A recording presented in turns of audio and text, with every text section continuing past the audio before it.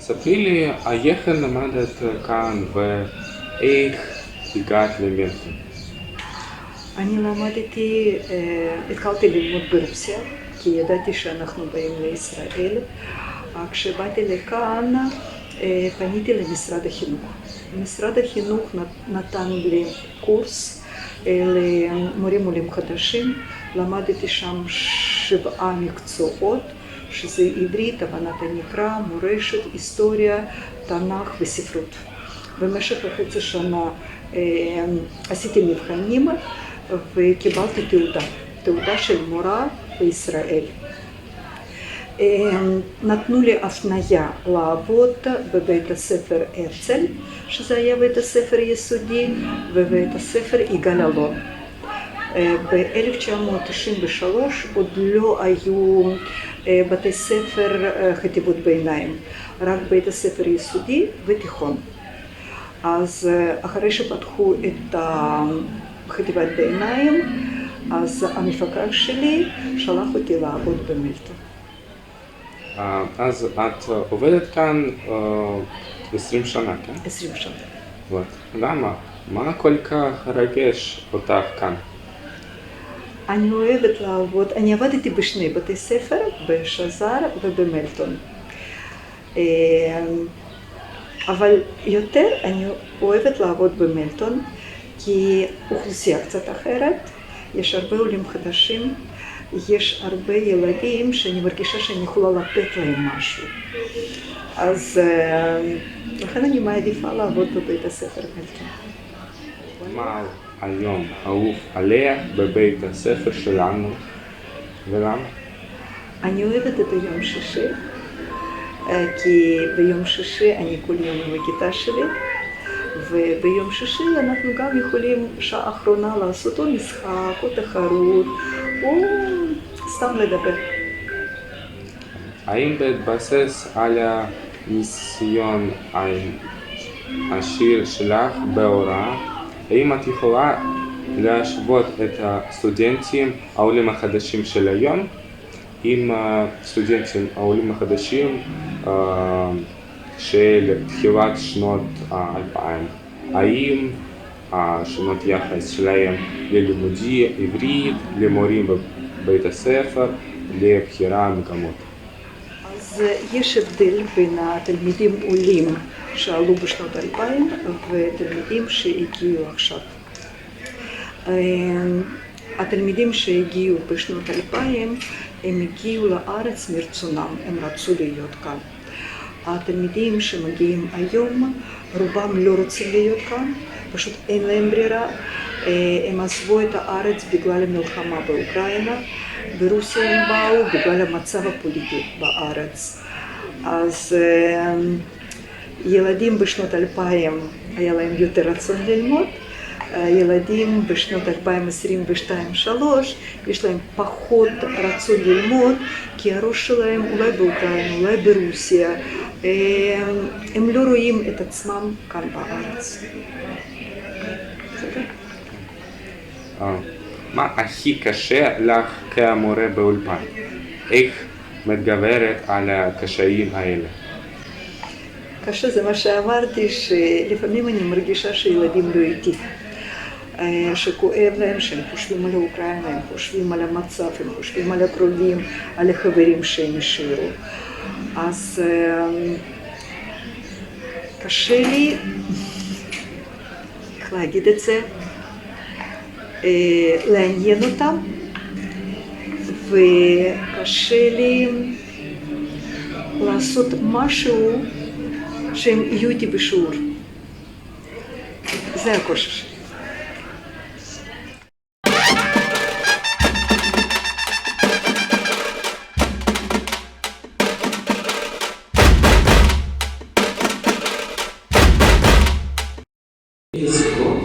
את אוהבת לקרוא, למה? מהמאה ה-20, ספרות אירופאית מתקדמת. אני מאוד אהבתי את השימוש שהתקופה המודרנית הכניסה לספרות, קצת יותר מיוחדים ויוצאי דופן מהרומן הקלאסי. אני במיוחד אוהבת ספרות צרפתית, כי אני למדתי את השפה גם באוניברסיטה, ואני מאוד אוהבת לקרוא בצרפתית. אני אוהבת מאוד ספרות מלחמה גם, מלחמת העולם הראשונה והשנייה. אז את יודעת 3 שפות? 3 שפות, כן. אני יודעת עברית, אנגלית, צרפתית, יודעת גם איטלקית למדתי כמה שנים. איזה שפה? איטלקית. ועכשיו אני לומדת ערבית גם. אני אוהבת שפות. טוב.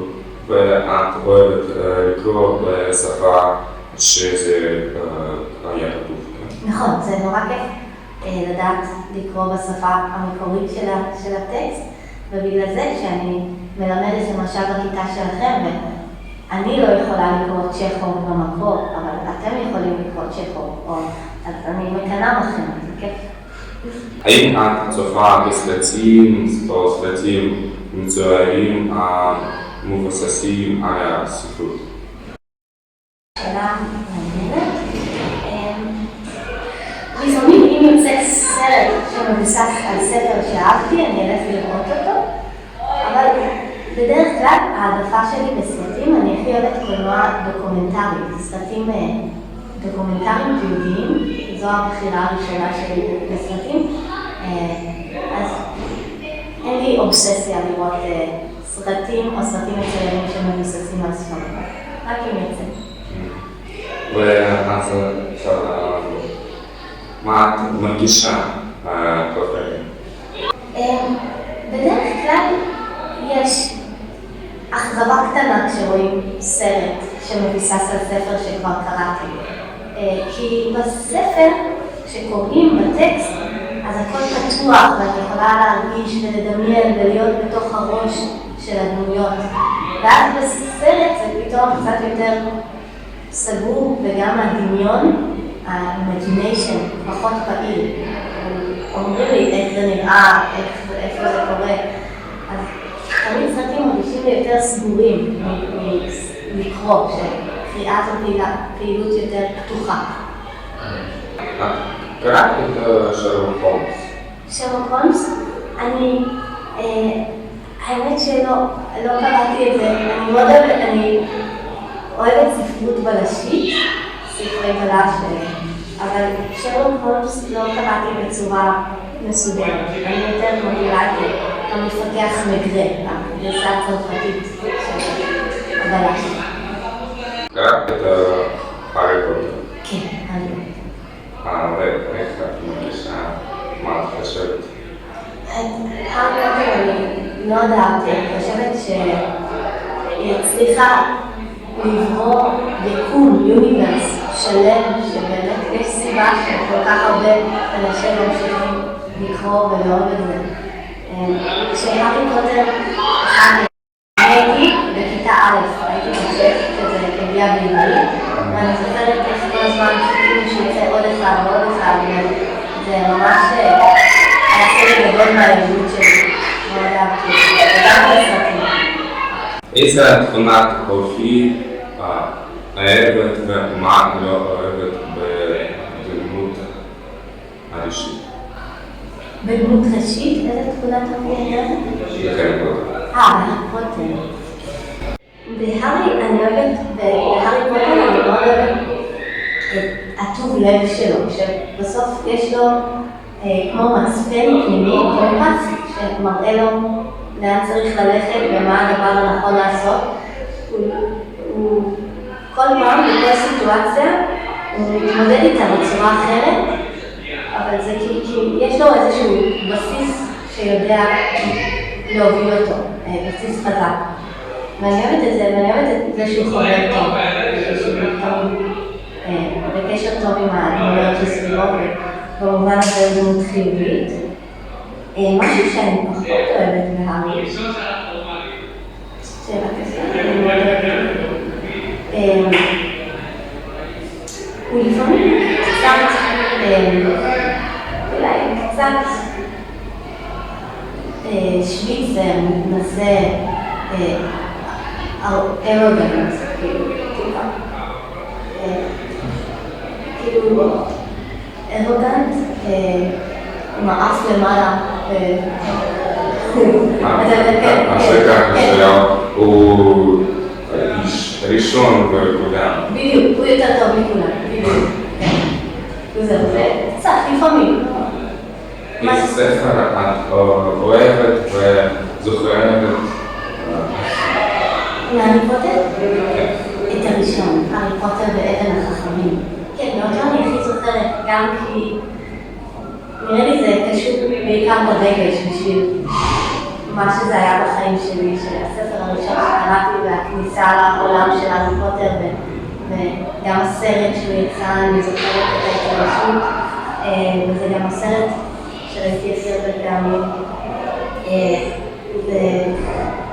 ואני אוהבת מאוד, יש שם הרבה נאיביות. הארי עדיין ילד, ואני אוהבת שרואים את החיים שהיו לו לפני קצת, בהתחלה, כשהם הולכים כל המשפחה לאגן חיות, ושהוא מדבר עם הנחש. יש שם הרבה רגעים יפים.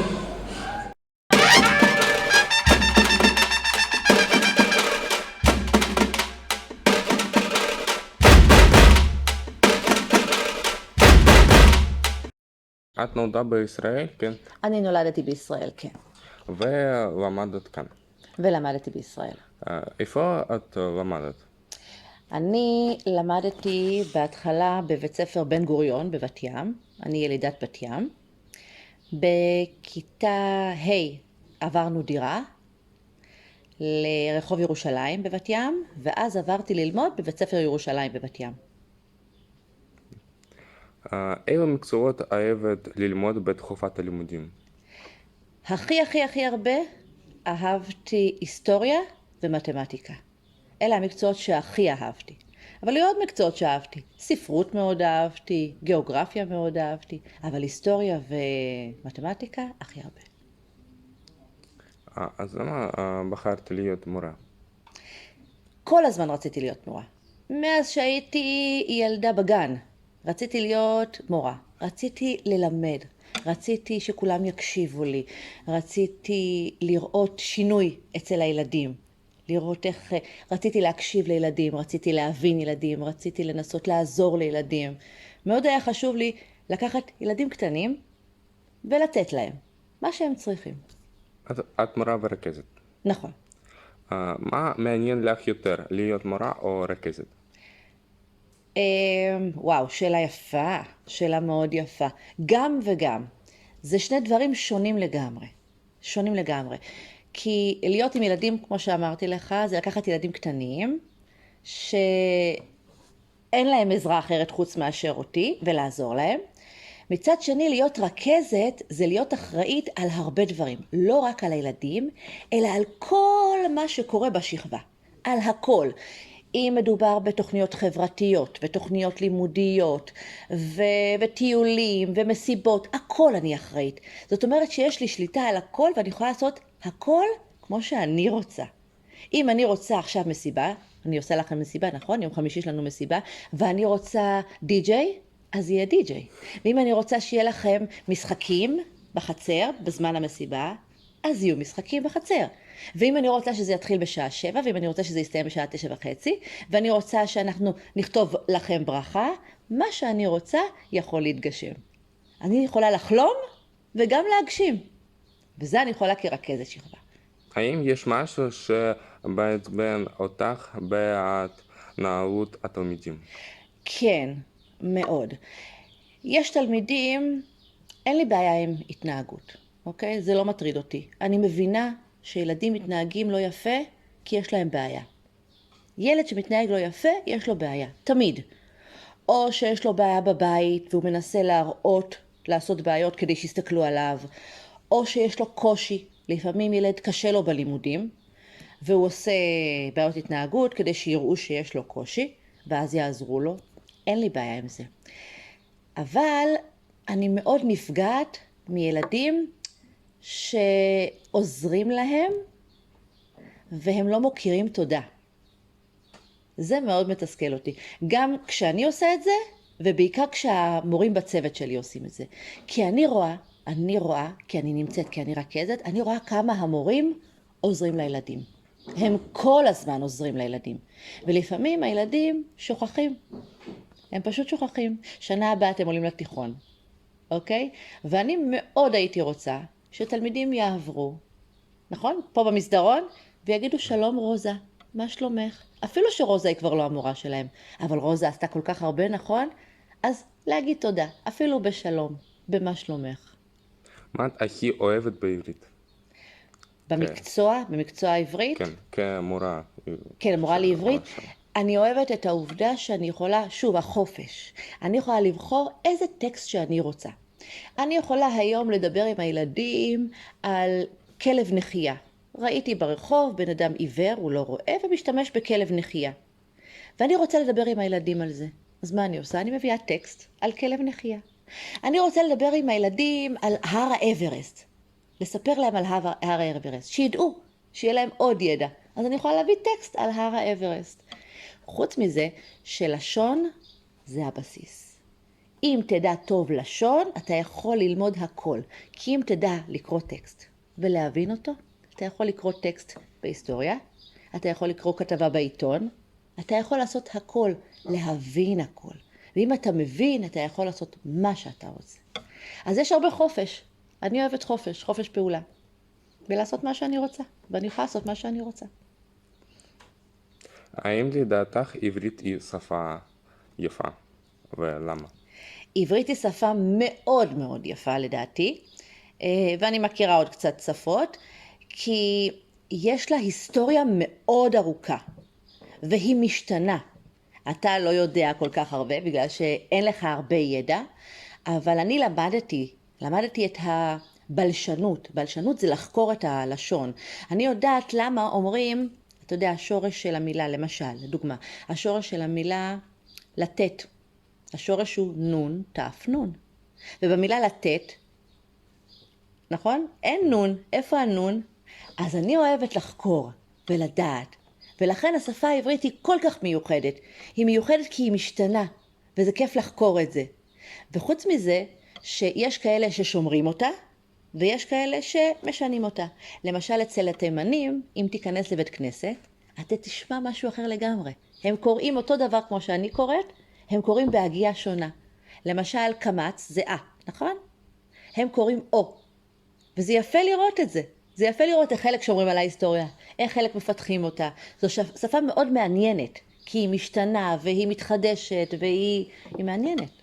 והיא כל הזמן מתחדשת. אתה יודע שהשפה העברית אין בה את כל המילים. אז כל פעם מוסיפים עוד מילים ועוד מילים ועוד מילים. וזה יפה. ושאלה אחרונה. ההחלטה הטובה וגרועה ביותר שלך בחיים. וואו, שאלה יפה. ההחלטה הכי טובה שלי זה להקים משפחה. זו ההחלטה הכי טובה. אני הכי נהנית במשפחה שלי, וביחד עם זה, ההחלטה הכי טובה שלי זה להיות מורה. זאת אומרת, עשיתי בחירה נכונה, והיום אני נהנית מהבחירה שלי. פשוט נהנית, כיף לי. עשיתי בחירה ממש ממש טובה. מה הייתי משנה? וואו, אני לא יודעת מה הייתי משנה. הייתי מביאה יותר ילדים. יש לי 3 ילדים, אז זו לא החלטה גרועה, אבל הייתי רוצה עוד ילדים. בסך הכל אני מאוד מרוצה מה שעשיתי בחיים. אני תכננתי, עשיתי מטרה, והגשמתי אותה, ועכשיו אני נהנית. אבל 3 ילדים זה טוב מאוד, כן. 3 ילדים זה טוב, אבל היום אני חושבת אולי הייתי צריכה עוד. כי עכשיו הגדולים, בני 26, הם עוד מעט עוזבים את הבית. אוקיי? אז נשאר לי רק ילד אחד בבית. אני רוצה עוד, זה כיף. אני מודה לכל משתתפי הרעיון על שמצאו את הזמנות לקחת חלק בפרויקט שלי, למרות היותי עסוק. צופים יקרים, אני מקווה שהסרטון הזה יעזור לכם לראות מורים מנקודת מבט אחרת ולהרגיש את הפרטים של עבודה כה חשובה. העבודה שאנו רואים כל יום ולעיתים לא שמים לב למורכבותה ולמשמעותה.